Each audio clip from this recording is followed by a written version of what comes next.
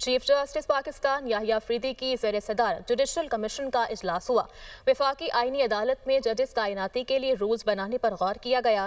ذرائع judicial commission اجلاس میں اسلام آباد ہائی کورٹ کے 3 ایڈیشنل ججز کو مستقل کرنے کی منظوری دی گئی، جبکہ ذرائع کے مطابق جسٹس راجہ انعام امین منہاس، جسٹس اعظم خان اور جسٹس محمد آصف کو مستقل کرنے کی منظوری دی گئی ہے۔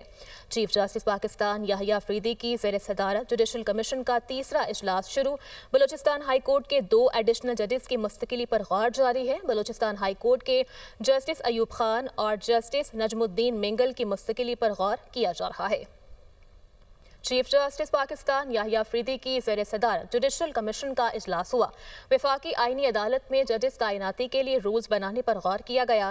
ذرائع جوڈیشل کمیشن اجلاس میں اسلام آباد ہائی کورٹ کے 3 ایڈیشنل ججز کو مستقل کرنے کی منظوری دی گئی، جبکہ ذرائع کے مطابق جسٹس راجہ انعام امین منہاس، جسٹس اعظم خان اور جسٹس محمد آصف کو مستقل کرنے کی منظوری دی گئی ہے۔ چیف جسٹس پاکستان یحییٰ افریدی کی زیر صدارت جوڈیشل کمیشن کا تیسرا اجلاس شروع۔ بلوچستان ہائی کورٹ کے 2 ایڈیشنل ججز کی مستقلی پر غور جاری ہے۔ بلوچستان ہائی کورٹ کے جسٹس ایوب خان اور جسٹس نجم الدین منگل کی مستقلی پر غور کیا جا رہا ہے۔